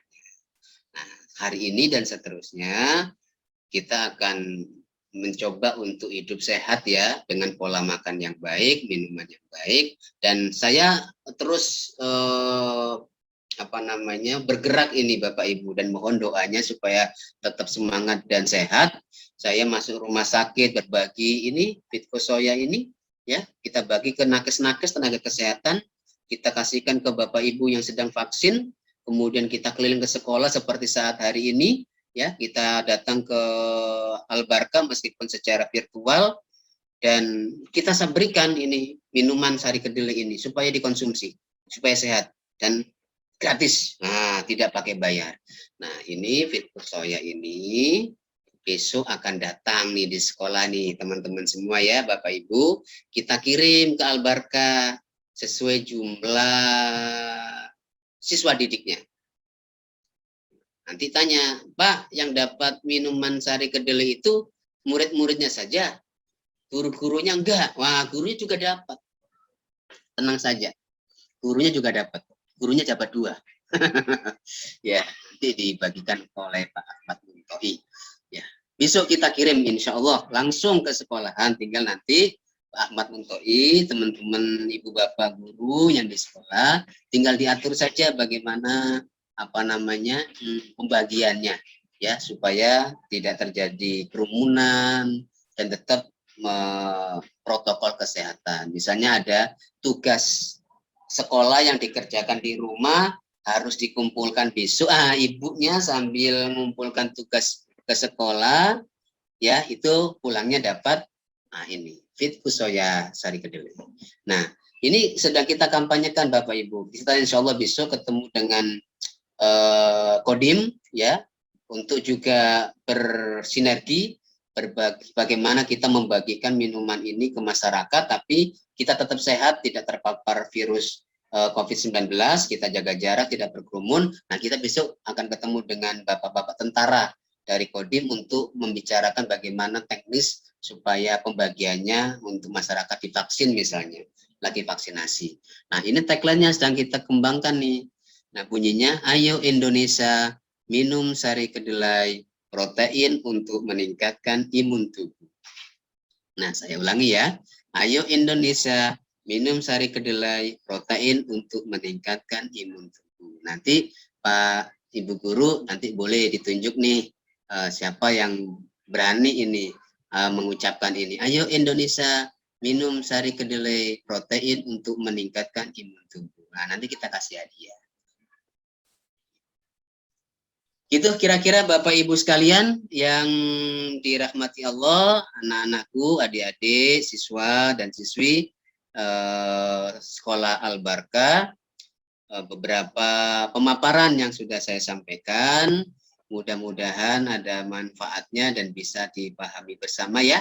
Silakan saya kembalikan kepada Ibu MC. Barangkali dari siswa atau anak-anak yang mau bertanya dipersilakan. Saya cukupkan dulu ya penyampaian saya. Wallahul muwaffiq wal hadi ila sabilir rasyad. Wassalamualaikum warahmatullahi wabarakatuh. Waalaikumsalam warahmatullahi wabarakatuh. Terima kasih Pak Hamim atas informasinya, ilmunya yang telah diberikan untuk kita semuanya pada pagi hari menjelang siang ini. Baik, selanjutnya bagaimana nih Pak Hamim? Apa harus langsung tanya jawab atau seperti apa? Boleh silakan Bu Tati. Teknisnya mau tanya jawab boleh, pakai di chat boleh. Di chat. Tiga penanya ya, Pak Hamim Boleh, ya. silakan. Ya, Bu Tati, bisa tanya nggak nih? Tunggu sebentar ini. Assalamualaikum warahmatullahi wabarakatuh. Oke, silakan deh. Bu Tati, bisa tanya nih, mungkin ini ada pengalaman sedikit ya Bu Tati. Oke. Jadi begini, waktu dulu anak saya masih bayi, itu kan dia alergi susu sapi. Setelah beberapa kali ganti susu sapi nggak cocok, saya ganti dengan susu kacang kedelai. Tadinya dia tuh tumbuh bisul, merah-merah, tapi begitu minum susu kedelai, itu semua bisulnya sembuh, dan yang merah-merah di lehernya itu alerginya langsung hilang. Itu apa sih perbedaan apa sih perbedaan dengan susu sapi dengan susu kedelai itu kok bisa menyembuhkan bisul langsung bersih, langsung licin gitu. Dan dia juga tidak diare. Apa tuh Pak perbedaannya susu kedelai dengan susu sapi? Karena saya pengalaman sendiri dulu waktu anak saya masih bayi. Terima kasih. Ya, wah ternyata luar biasa ya dari kedelai ini ya Pak Hamim ya. Bisa langsung dijawab aja Pak Hamim supaya nggak kelupaan. Kalau anak kita Bu minum susu sapi itu kan protein juga bagus buat pertumbuhan anak-anak kita. Tapi boleh jadi anak kita itu tidak toleran dengan laktosanya. Laktosa itu adalah kandungan gula yang ada di dalam susu sapi. Nah, kalau dalam bahasa yang sederhana namanya alergi. Nah, kita kan sebutnya alergi susu sapi. Itu karena bukan alergi sama proteinnya, tapi alergi sama laktosanya. Tidak toleran tubuh sang anak kita dengan laktosanya. Nah, susu kedelai itu rendah laktosa. Gitu, Bu. Nah, sehingga dengan demikian kalorinya itu lebih rendah, kemudian kolesterolnya juga lebih rendah, proteinnya sama. Dengan demikian, anak kita ketika minum susu sapi, kan supaya proteinnya bagus ya Bu ya. Nah, tetapi ketika anak kita ini kemudian tidak toleran, alergi dengan laktosa yang ada dalam susu sapi, maka boleh dialihkan dengan susu kedelai. Dengan demikian apa proteinnya tetap terasup ke dalam tubuh anak kita, sehingga anak kita tetap sehat. Loh, kok Pak tiba-tiba kulitnya kok tidak bisulan lagi? Karena apa? Alerginya sudah bisa selesai karena tidak mendapatkan tadi itu, sudah toleran tubuhnya, tidak mendapatkan asupan susu sapi. Gitu Bu, kira-kira ya. Semoga bisa dipahami sama-sama. Oke, terima kasih Pak Hamim untuk penjelasannya. Mudah-mudahan Nenek Edrik udah ini ya, udah lebih jelas ya. Sudah jelas, terima kasih banyak. Ya. Selanjutnya ini sudah banyak sekali yang raise hand. Udah ada 4 nih Pak Hamim nih. Kita buka satu-satu ya. Untuk orang tua Aza, Mama Aza, kami persilahkan. Assalamualaikum Pak Hamim. Waalaikumsalam. Silakan Mama Aza. Saya sebenarnya banyak pertanyaan, tapi saya pilih 2 yang utama deh. Ini kan saya tahu teh tarik itu loh Pak. Yang saya tahu kan protein pada susu itu dapat mengikat antioksidan yang ada pada teh, sehingga menghambat penyerapannya dalam tubuh. Kalau seandainya susu kedelai itu kita campur dengan teh, itu apakah akibatnya atau reaksinya juga sama Pak, seperti itu? boleh nggak gitu. Terus yang nomor 2, saya tahu kalau produknya Fitco Soya ini kan tanpa pengawet buatan ya. Kalau gitu awetnya itu menggunakan proses atau cara apa, Pak? Itu aja. Terima kasih, Pak. Baik, Bu. Kalau susu kedelai itu sama kayak susu sapi, bisa dipadu-padankan Bapak Ibu. Ya, Puspita akan sebentar lagi akan meluncurkan satu program baru, namanya adalah lomba mengkreasikan minuman susu kedelai. Jadi ibu-ibu yang mau ikut seneng nih, yang suka meracik dan mempadu-padankan minum, ini kayak Mama Aza ini senang nih, nyampur-nyampur minuman ini. Silakan nanti ikut lomba. Caranya gampang, tinggal bikin ibu meracik minuman, bahannya dari susu kedelai, boleh dari ini, nanti ada di sekolah Al-Barkah juga insya Allah. Itu silakan dipadu-padankan, bikin videonya. Ya, terus kemudian posting di Instagram. Yang bagi senang main TikTok, bikin di aplikasi TikTok, posting di Instagram. Nanti saya launching langsung, itu hadiahnya lumayan Bu, 1,5 juta. Juara 1, juara 2-nya 1 juta, juara 3-nya 700.000. Ini kalau mempadu-padankan minuman, ini pakai apa nih supaya enak buat anak gitu kan. Nah kalau pertanyaan Mama Azza tadi, kalau untuk mengikat di apa namanya, yang ada dari teh itu sesungguhnya nggak terlalu bermasalah juga. Sama karena fungsinya ini seperti susu yang lain sama, cuma saja sari kedelai itu secara kandungannya tadi manfaatnya itu bagus. Nah ada satu lagi nih mumpung saya ingat Bapak Ibu ya. Ada klaim di masyarakat, bahkan beberapa dokter juga mengatakan kalau untuk laki-laki, untuk suami-suami mama ibu semua ini, ya katanya nggak boleh banyak-banyak minum susu kedelai. Pernah dengar ya Bu ya? Kenapa Pak nggak boleh? Katanya bisa jadi lebay, ya, feminin. Nanti ibunya kalah. Itu jadi bapaknya lebih feminin daripada ibunya. Padahal ibu semuanya itu tidak benar, tidak benar. Itu klaim yang tidak bisa dibuktikan secara ilmiah. Sampai saat ini, semua peneliti di bidang kacang-kacangan, terutama kedelai, itu tidak menemukan dampak sama sekali kedelai dalam kandungan isoflavonnya itu bisa menyebabkan laki-laki hilang keperkasaannya. Insya Allah suami ibu, bang ibu semua tetap perkasa. Gitu. Terus yang kedua, ini Fitco Soya ini tanpa bahan pengawet, betul. Kami sampai sekarang ini tetap concern untuk tidak menggunakan bahan pengawet. Jadi Fitco Soya ini ibu-ibu semuanya karena tanpa bahan pengawet itu kalau di suhu luar ya, suhu luar itu hanya bertahan 1 hari. Tapi kalau dimasukkan ke dalam kulkas, dalam showcase ini bisa bertahan sampai 3 minggu. Nah, karena itu mohon maaf, ini kalau Fitco Soya belum bisa dijumpai di minimarket, Indomaret, Alfamart, nggak ketemu Bu. Jadi kalau Ibu nyari Indomaret, Fitco Soya tidak ketemu. Kenapa? Karena minimarket itu, retail-retail modern mensyaratkan minimal masa kadaluarsanya itu 3 bulan. Itu baru bisa masuk. Jadi hanya minuman yang ada pengawetnya yang bisa masuk ke dalam minimarket. Kalau produk Fitco Soya ini belum bisa minimarket kecuali kita pakai bahan pengawet. Dan sampai saat ini kita ingin concern menjadi minuman kesehatan sehingga tidak ada bahan pengawetnya sama sekali. Jadi kalau nyarinya di mana Pak Fitco Soya? Adanya di sekolah Al-Barkah, insya Allah.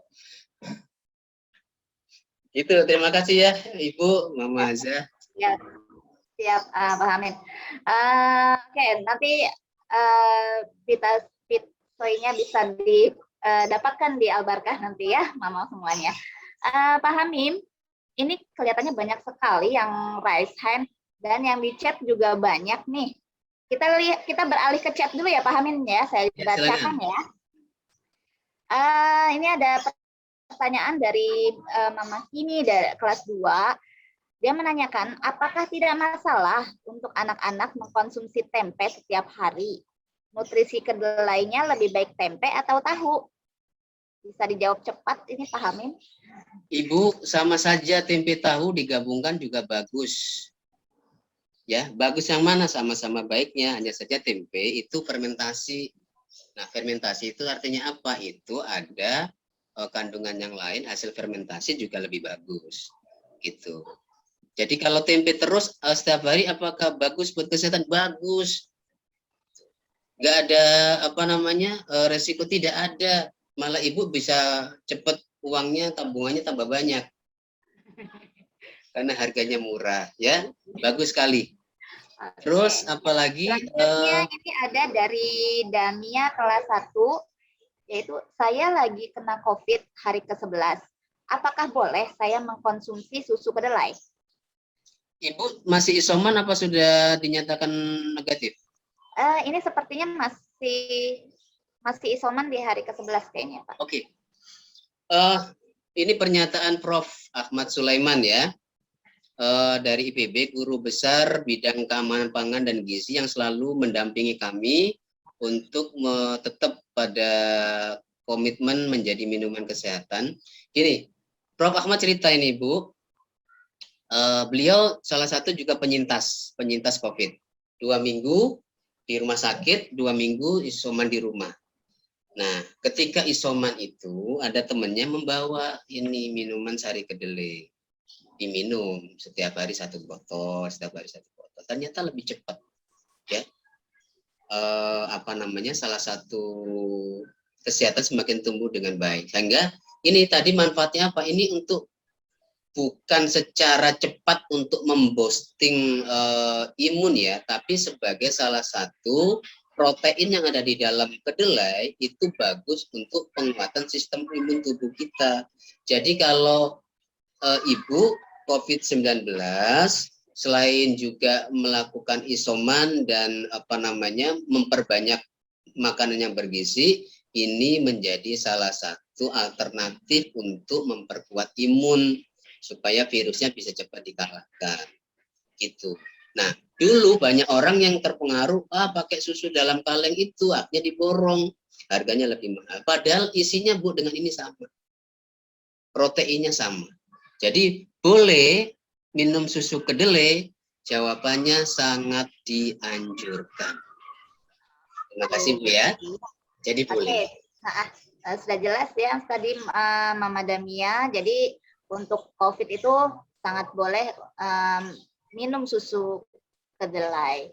Oke, baik Pak Hamim, kita lanjut ke yang raise hand ya. Yang chatnya nanti kita akan bacakan lagi. Kita persilahkan Mama Kenara, kelas 2. Silahkan dibuka mute-nya. Ya. Assalamualaikum Pak Hamim. Waalaikumsalam Ibu Mama Kenara ya. Ya, terima kasih atas kesempatannya. Ini saya sempat dengar juga katanya pengaruh juga kacang kedelai itu terhadap kelenjar gondok ya Pak. Itu betul atau tidak? Tadi sama kesuburan kan sudah dijawab, jadi tidak berpengaruh ya kalau untuk kesuburan pria. Nah, itu tadi kan di salah satu slide-nya itu dibilang kalau protein di kedelai itu bisa menggantikan protein hewani. Itu seperti apakah memang untuk orang-orang yang ada gangguan di protein hewani atau direkomendasikan memang lebih baik kacang kedelai atau penggunaannya kombinasi? Kalau kombinasi itu persentasinya bagaimana antara protein hewani dan nabati dari kedelai? Ya, terima kasih. Assalamualaikum. Terima kasih Mama Kenara. Ini dipahamkan, kita pahami dulu bahwa tubuh kita butuh protein. Ya. Nah, asupan proteinnya itu bisa dari protein hewani dan protein nabati. Nah, protein hewani dan protein nabati itu isinya sama saja, sama-sama proteinnya. Nah, bagaimana kalau kemudian boleh tidak kita mengkonsumsi, mengasup protein itu dengan produk-produk kedelai? Ya boleh sekali. Makanya Ibu Mama Kenara, untuk orang-orang yang vegetarian, tahu vegetarian ya, orang-orang nggak makan daging. Mereka nggak makan daging kok nggak lemes, justru makin sehat, lebih muda. Karena apa? mereka hanya mengkonsumsi protein hewani gitu. Ini yang orang-orang vegetarian. Ada lagi orang vegan. Orang vegan itu orang yang tidak hanya tidak makan daging, tapi juga ikan tidak mau makan, terus kemudian susu dari sapi atau susu dari kambing juga nggak mau minum.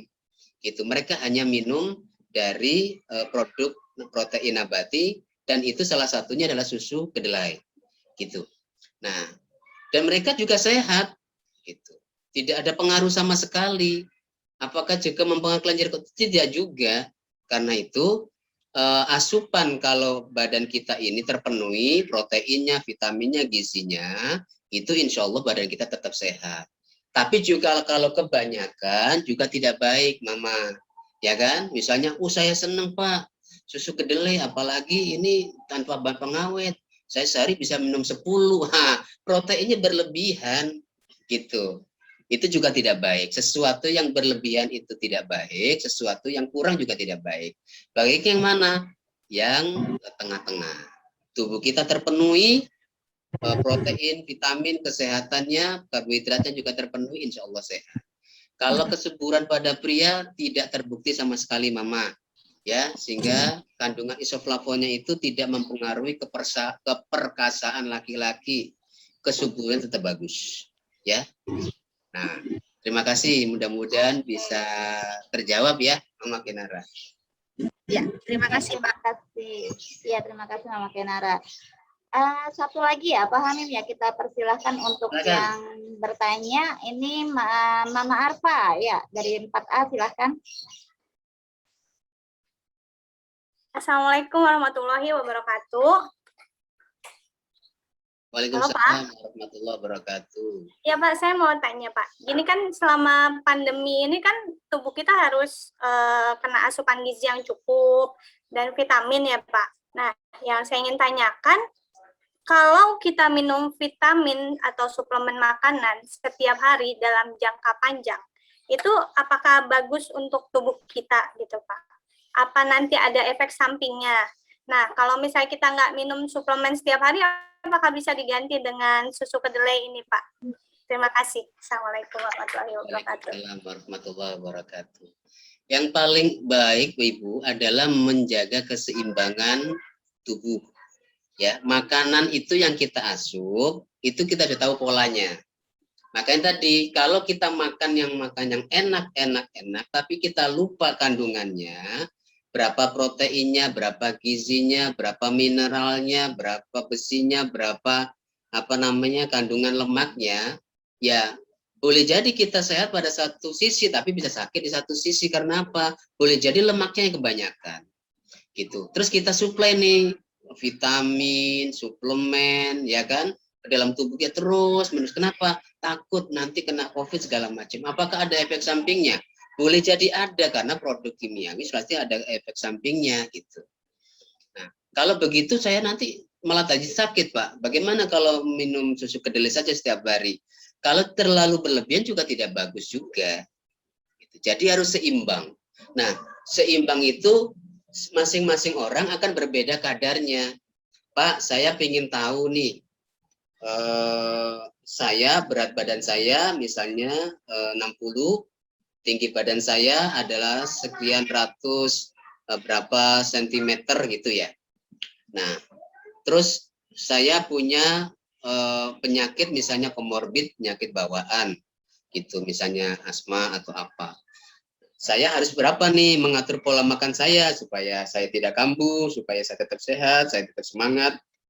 Bagaimana cara pola makan saya?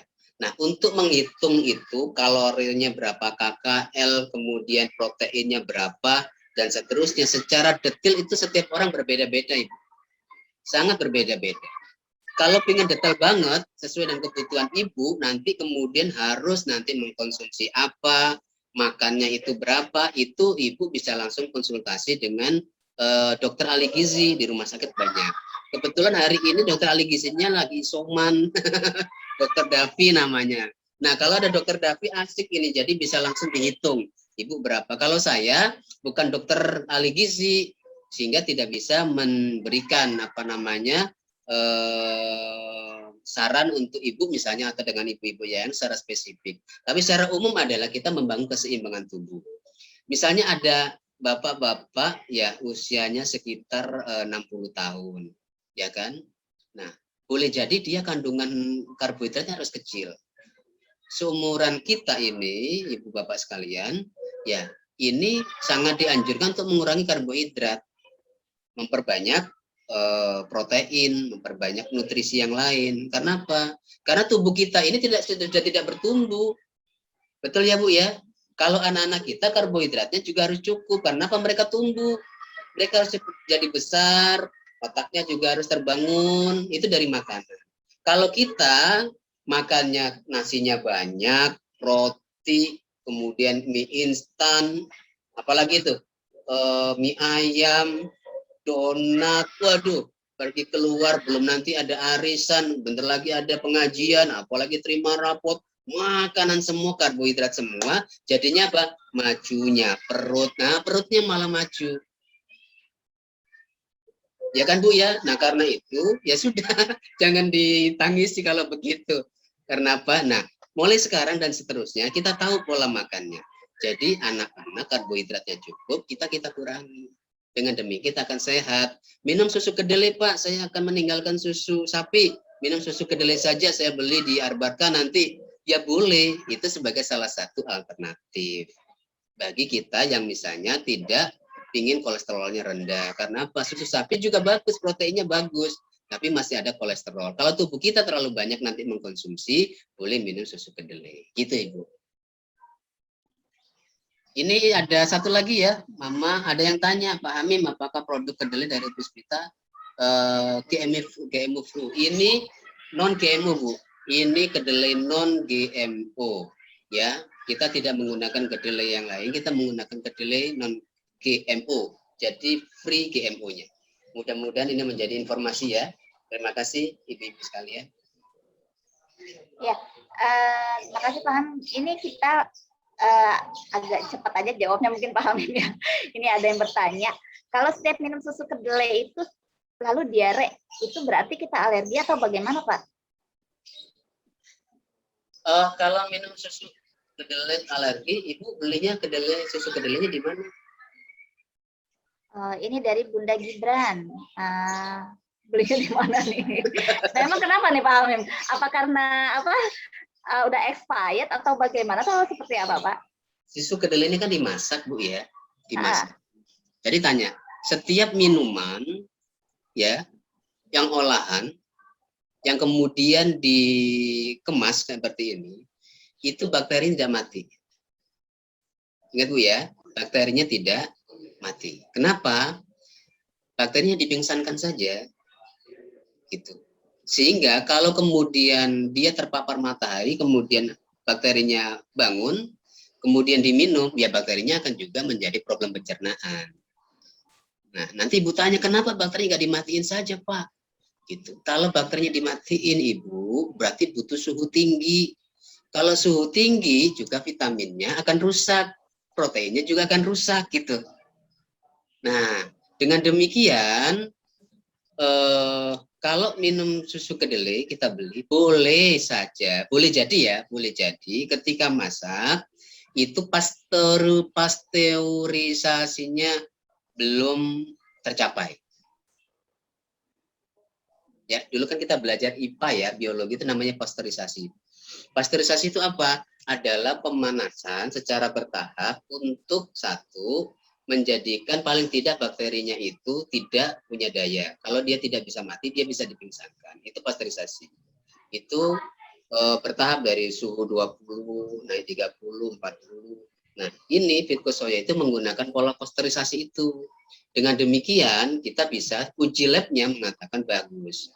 Sehingga bakterinya itu bisa, kalaupun dia aktif lagi, dia itu tidak mengganggu pencernaan. Untuk ini ya, karena juga menggunakan kedelai non GMO. Nah, dengan demikian pencernaan di dalam tubuh kita itu nggak diare, kecuali kalau misalnya kita beli minuman sari kedelai, kita nggak tahu siapa yang buat, gitu ya. Dan kemudian tubuh kita nggak tawar, gitu. Boleh jadi waktu masaknya juga kan banyak ya yang tradisional begitu, ibu-ibu warung yang dimasak di rumah, buatan rumah, yang dimasak pakai kompor, dan kita nggak tahu asal mendidih gitu. Asal mendidih belum tahu derajatnya berapa. Kalau ini Puspita menggunakan sistem UHT, ultra high temperature, jadi temperaturnya tinggi. Dan ini tidak dimasak Bapak Ibu, ini tidak dimasak ya. Loh, nggak dimasak gimana? Kalau kita kan harus taruh di atas kompor, kemudian air nyala supaya matang, gitu kan airnya ya. Ini kita tidak menggunakan sistem seperti itu. Kita menggunakan apa? Yang diambil adalah panas uapnya. Jadi kita di pabrik kita itu ada apa namanya alat masak besar gitu ya. Bawahnya itu alat pemanasan api, airnya dimasak, tapi yang diambil itu adalah uapnya. Sehingga uap ini, panasnya uap ini yang dijadikan bahan pemanasan untuk memasak sari kedelainya. Dengan demikian tidak pecah. Ya ini teknologi, dari sisi teknologi. Kalau kita bikin sari kedelai di rumah, itu kan kita masak di atas kompor, ya kan? Suhunya nggak tahu kecil apa gede. Sehingga asal kemudian matang, mendidih, sudah dianggap matang. Boleh jadi itu Ibu. Sehingga secara pasteurisasinya, bakterinya masih kuat. Sehingga ketika diminum, ya sudah, pencernaan kita nggak tawar, nggak bisa terima, ya diare. Gitu. Bukan karena alergi sama apa namanya proteinnya, bukan. Demikian Bu Tati. Oke. Sepertinya waktu sudah jam 11 lebih ya Pak Hamim ya. Iya. Ini ada guru juga nih mau bertanya kayaknya Bu Aini. Kita kasih kesempatan satu lagi ya Pak Hamim ya. Boleh. Perwakilan dari Bu Guru nih. Silahkan Bu Aini. Iya, terima kasih Bu Tati. Assalamualaikum warahmatullahi wabarakatuh, Pak Hamim. Waalaikumsalam, Bunda. Silakan. Wabarakatuh. Saya mau nanya aja simple. Katanya kan bagus untuk anak-anak. Kira-kira mulai dari usia berapa sampai berapa ya untuk anak-anak? Atau yang di bawah 1 tahun boleh nggak? Kayak kalau bayi kan memang sudah ada itunya ya.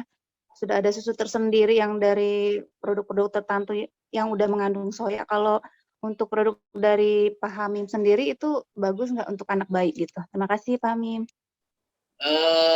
Kalau ini untuk siapa saja boleh Bu, cuma kan untuk anak bayi karena ini kan ada gulanya juga gitu ya.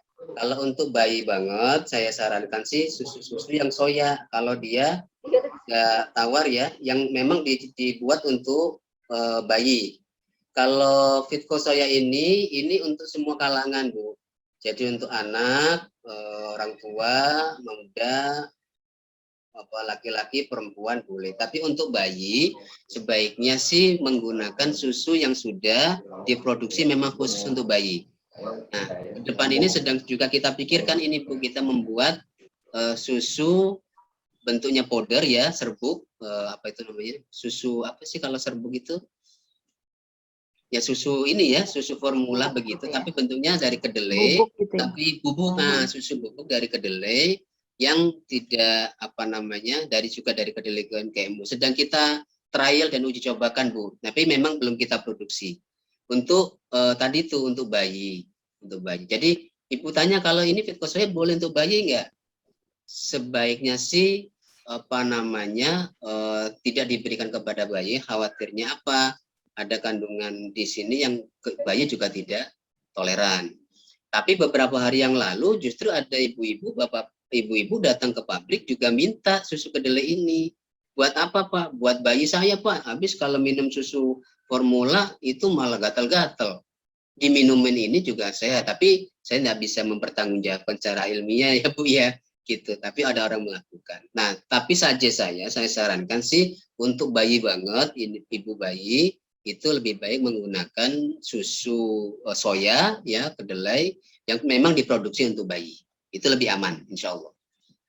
Itu ya Bu Tati. Dan satu lagi ini dari Mama Adio kelas 5 Rumah Sakit Zahira ya Mama ya. Silakan Mama, nanti disampaikan saja. Nanti Mama minta nomor telepon saya kepada Bu Tati atau Pak Muntoi. Saya insya Allah akan kirim produk ini untuk nakes di Rumah Sakit Zahira. Tinggal nanti berapa butuhnya. 100 botol boleh, 200 botol boleh, 300 botol boleh. Ya, kalau 300 botol nanti ibu-ibu semua datang ke Rumah Sakit Zahira supaya dapat juga. Gratis. Iya, iya, iya. Oke, mungkin itu saja Pak Hamim ya.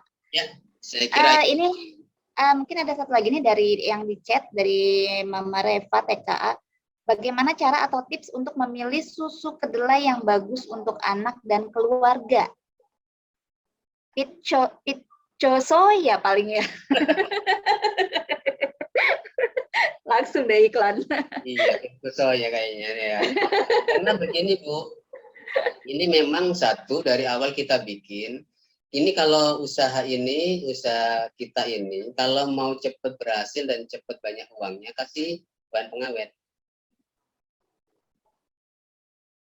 Kalau mau usahanya cepat maju kayak Pitco Soya ini, kasih bahan pengawet. Bahan pengawet tidak diharamkan, boleh. Karena ada bahan pengawet yang boleh dipakai untuk standar food grade untuk makanan minuman. Itu kita boleh dipakai, tapi harus kita minta izin kepada BPOM, BPOM. Ya, nanti diberikan sertifikat bahwa kita, Ibu di BPOM, saya sekarang pakai bahan pengawet ini ya, bahan pengawet minuman. Gitu. Oh, kadarnya berapa? Ini nanti akan diberikan sertifikat. Cuman kita dari awal berkomitmen supaya ini tanpa bahan pengawet.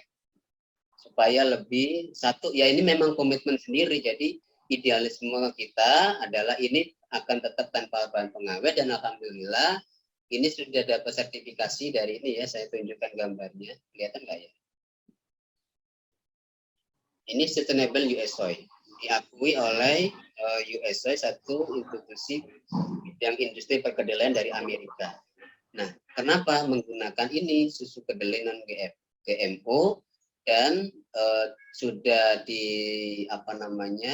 mendapatkan sertifikasi halal MUI dan sudah jadi dari BPOM, dan ketika kita mengajukan BPOM ini tanpa bahan pengawet, dan insya Allah tetap tanpa bahan pengawet. Nanti mudah-mudahan ibu-ibu mendapatkan manfaatnya. Terus bagaimana tipsnya? Ya yang bagus gini, ibu bikin susu kedelai itu gampang kok, gampang sekali. Kalau misalnya nanti lain waktu ibu-ibu punya waktu, telepon saja Pak Ahmad Muntoi atau Bu Tati, Bu bikin dong pelatihan bikin susu kedelai, nah gitu. Nanti next bikin susu kedelai bersama Puspita, nah gitu. Supaya kita dapat gimana sih cara bikin susu kedelai yang bagus di rumah, bikin sendiri gitu kan.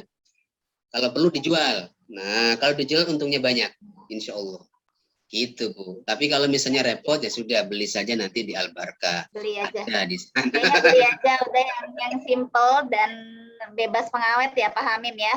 Dan mungkin agar tidak terlewat expirednya ya bisa pesan di Albarkah gitu Pak Hamim ya. Betul, silakan. Oke, di sini udah bergabung Pak Ahmad Muntoi. Kami persilahkan. Nah, udah.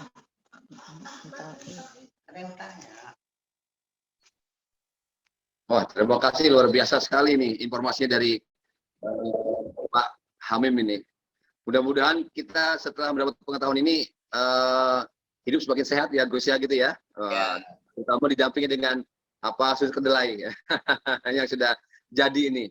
Insya Allah mudah-mudahan ini menjadi salah satu tambahan suplemen ikhtiar gitu. Nah, ini luar biasa. Kalau di Albarka ada kan kita sudah tidak susah lagi carinya kan. Nah, insya Allah. Dan ini Bu Yayah dan Bu Tati, terima kasih atas dukungannya ya selaku kepala TK dan SD. Insya Allah nanti ke depan kita coba cari lagi sumber-sumber informasi lagi. Dan Gus nanti hari besok ya dikirim untuk ininya untuk peserta produknya. Ya, besok akan kita kirim nih untuk teman-teman siswa sejumlah berapa ya siswanya ya? Kalau siswanya sih ini yang hadir saja atau semua siswa? Semuanya Pak Muntoi. Oke, siap. Semuanya sama adresnya kita kirim nanti ya. Insya Allah. Nah, oke, baik. Saya kira Bu Yayah ada yang sampaikan Bu Yayah selaku kepala sekolah dan Bu Tati, untuk Ukurannya berapa? Kalau kita beli ukurannya berapa, Pak? Ada yang 1 liter atau bagaimana gitu? Waduh, mantap dong nih. Ini ukurannya 200 ml, Bu. Oh, 200 ml. Betul. Kalau Ibu Sama misalnya semua ya? untuk Nggak ada yang literan, itu pesan sendiri, pesan request sendiri. Nanti kita akan kirim bentuknya literan. Ada juga, tapi tidak kita pasar bebaskan. Itu kita untuk biasanya untuk rumah sakit, untuk restoran, itu bentuknya literan. Jadi kalau mau pesan yang literan boleh. Itu. Oh, terima kasih, Pak. Sama-sama, Ibu. Tahu Bu, mantap, luar biasa. Siap. Cukup Bu, Iya, tadi saya. di sini sudah bergabung dengan kita juga ada Bu Yayah, mungkin ada yang ingin disampaikan selaku Kepala SD. Ya, Assalamualaikum warahmatullahi wabarakatuh. Terima kasih banyak Pak Hamim atas ilmunya yang luar biasa, mengajak kita untuk hidup lebih sehat lagi. Terima kasih juga untuk wali murid, KBTK, SD Islam yang sudah bergabung. Semoga tambah lagi pengetahuan kita. Dan nanti jika ingin memang ada yang dipesan, mungkin bisa menghubungi wali kelas dulu, nanti di list aja gitu kan, agar nanti kami bisa tindak lanjuti untuk pemesanan. Tapi yang untuk gratisnya ini besok kan akan sampai di sekolah, nanti akan kami sampaikan lebih lanjut lagi kapan bisa diambilnya, karena memang expirednya sebentar ya Pak Hamim ya, tidak lama ya ini karena tanpa bahan pengawet. Besok itu kita kirim pakai box apa namanya, styrofoam box gede. Itu saya kasih es batu. Ya, jadi dinginnya itu akan tetap sampai sore juga insya Allah akan tetap dingin. Siap. Jadi nanti semua ayah bunda yang ingin mengambil dipersilahkan, nanti akan kami infokan saja lewat wali kelas ya. Mungkin yang telat ngambil nanti buru expired kali ya. Harus on time. Tapi bisa dari box itu bisa langsung masuk ke kulkas ya Pak Hamim ya? Bisa. Sangat bisa. Kulkas berapa hari Pak? 3 hari ya? 3 minggu. Oh, kalau 3 minggu. Kulkas 3 minggu. Di kulkas 3 minggu ya. Siap-siap. Mungkin nanti yang telat ngambil kita simpan dulu. Nanti kan ada datanya ya. Oke, seperti itu. Itu saja Bu Tati. Dari saya terima kasih Pak Hamim dan Ayah Bunda yang sudah bergabung hari ini. Semoga nanti kita bisa bergabung lagi di lain waktu, kesempatan yang berbeda. Terima kasih. Wassalamualaikum warahmatullahi wabarakatuh. Waalaikumsalam warahmatullahi wabarakatuh. Terima kasih Bu Yaya. Ini sudah selesai mungkin ya, dari Pak Hamim ada kata penutup untuk sesi ini, mungkin kami persilahkan. Baik, terima kasih Bu Tati, Pak Ahmad Muntoi, Bu Siti Maria, dan ibu-ibu semuanya. Insya Allah besok akan kami kirim minuman Fitkosoyanya free untuk semua siswa yang ada di Al-Barkah, baik TK maupun SD. Ya, kemarin saya kalau nggak salah sudah dapat angkanya. Nanti kalau misalnya keliru angkanya, tolong dihubungin saya lagi ya Pak Ahmad Muntoi ya, biar bisa ditambahkan. Gitu. Siap, baik. Tahu kemarin yang dihitung Pak Ahmad Muntoi itu sama gurunya apa belum nih Bu Yaya ya? Jangan-jangan Bu Yaya nggak dihitung. Aduh, jangan sampai buku nggak dapat nih Pak Hamim. Di data ulang lah, data ulang. Ya. Nah, kemudian saya tadi yang ini bertanya, ada berapa orang tadi ya Bu Tati ya? Sudah dicatat Bu Tati ya, yang bertanya tadi ya. Oke, yang bertanya tadi, insya Allah juga bonus akan kami kirim hadiah, bentuknya goodie bag. Nah, isinya nanti dilihat sendiri, mudah-mudahan berkah dan manfaat lah. Gitu. Ya, sebagai apresiasi kami, ini saya terakhir mengucapkan terima kasih kepada SD Barkah di bawah kepemimpinan Bu Tati, Bu Siti Maria, Pak Ahmad Muntoi. Beberapa kali saya masuk sekolah ini luar biasa. Ini sekolah yang keren, ya penerimanya juga bagus, dan mudah-mudahan akan semakin maju dan semakin maju. Ya, kita mudah-mudahan ke depan akan tetap bersinergi dalam bentuk yang lain, dan kita memperpanjang silaturahminya. Dan saya sampaikan terima kasih juga kepada pendukung kegiatan ini, khusus kepada YPI Al-Barkah dan juga dari Puspita, kemudian dari Soybean Indonesia, dan special thanks, terima kasih yang paling berharga untuk USEC, ya, US Soybean Export Council yang mensponsori kegiatan kita pada hari ini, sehingga kita bisa berbagi dengan para guru, para nakes. Nanti tadi ada Mama yang kerja di rumah sakit, ya, Mama Adio, silakan nanti hubungin Pak Ahmad Muntoi atau Bu Tati supaya kita bisa jadwalkan kapan kita datang ke rumah sakit Zahira di Jagakarsa untuk juga berbagi dengan para tenaga kesehatan, insya Allah.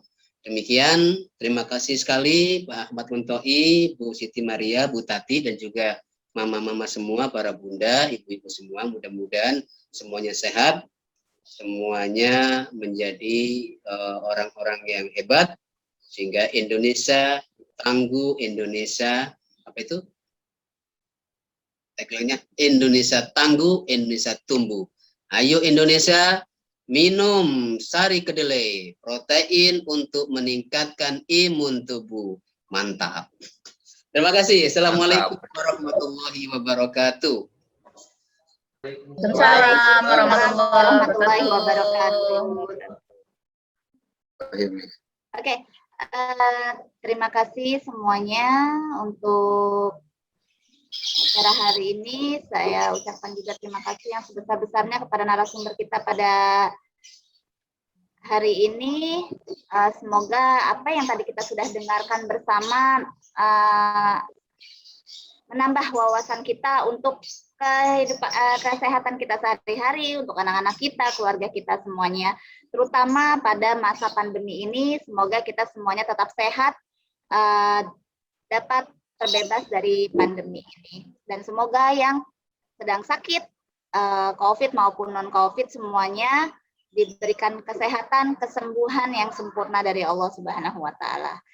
Oke, sebelum kita tutup, oh ya, mohon maaf untuk mama semua yang masih ingin bertanya, mungkin kalau memang ada yang urgent sekali yang ingin tanyakan, nanti bisa ke wali kelas, nanti kita akan sampaikan ke Pak Hamim atau yang lain, Pak Hamim ya, kita akan sampaikan, mudah-mudahan nanti bisa dijawab sama Pak Hamim.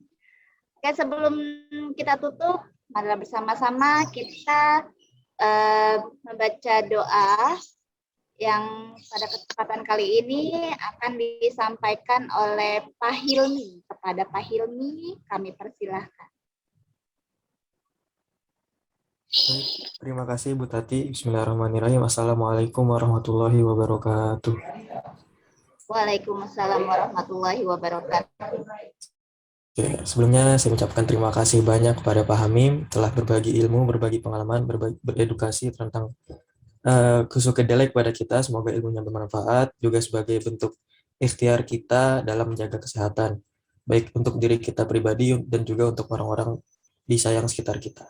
Oke, sebelum kita tutup, mari kita bacakan suratul Fatihah dengan niat semoga kita senantiasa diberikan kesehatan oleh Allah, dan juga keluarga kita, orang tua kita, teman kita, sahabat kita, anak kita, saudara, tetangga yang sedang sakit, semoga diangkat penyakitnya Allah Subhanahu wa Ta'ala.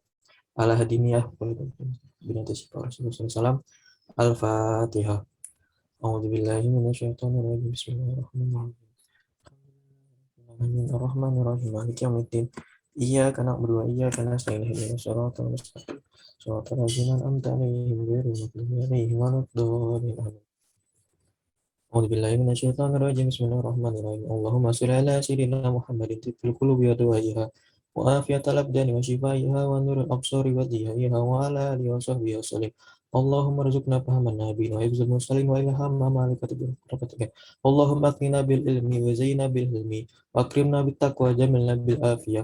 اللهم ارزقنا فهم النبيين وحفظ المرسلين وإلهام ملائكة المقربين برحمتك يا أرحم الراحمين. اللهم ادفعنا البلاء والوباء والفحشاء والمنكر من بلدنا إندونيسيا خاصة وعن سائر البلدان المسلمين أما. Rabbana ighfir lana wa liwalidayna warhamhum kama rabbayana shaghira. Rabbana atina fid dunya hasanah wa fil akhirati hasanah wa qina adzabannar. Subhana rabbika rabbil izzati amma yasifun wa salamun alal mursalin walhamdulillahi rabbil alamin. Kurang lebihnya saya maaf. Wassalamualaikum warahmatullahi wabarakatuh. Waalaikumsalam warahmatullahi wabarakatuh. Terima kasih. Alhamdulillah telah selesailah acara seminar kampanye dan edukasi pada hari ini. Semoga semua ilmu yang kita dapatkan hari ini bermanfaat untuk kita semua. Dan kami mengucapkan banyak terima kasih untuk Yayasan Perguruan Islam Al-Barkah, Soybean Indonesia, Puspita Beverage, US Soy yang telah mendukung acara pada pagi hingga siang ini. Dan saya selaku pembawa acara mengucapkan mohon maaf apabila ada salah kata saya pada siang hari ini. Wabillahi taufiq wal hidayah. Wassalamualaikum warahmatullahi wabarakatuh. Warahmatullahi wabarakatuh. Oke, sebelum keluar kita mau berfoto dulu agar dibuka seluruh kamera. Ya, silakan dibuka. Adio, Raisi, Bunita ya, oke. Slide 1 kita ada 3 slide karena sepertinya sudah banyak yang live. Untuk slide 1 kita siap. 1, 2, 3. Selanjutnya slide 2 karena kita tidak tahu ada di slide mana, jadi semuanya tersenyum terus ya, Mama, Ayah, anak-anak tuh semuanya. Oke, slide 2, 1, 2, 3. Slide 3. Ya, siap. 1, 2, 3. Oke, terima kasih semuanya yang masih ingin bersama-sama, silakan dibuka. Terima kasih Gus Hamim ya.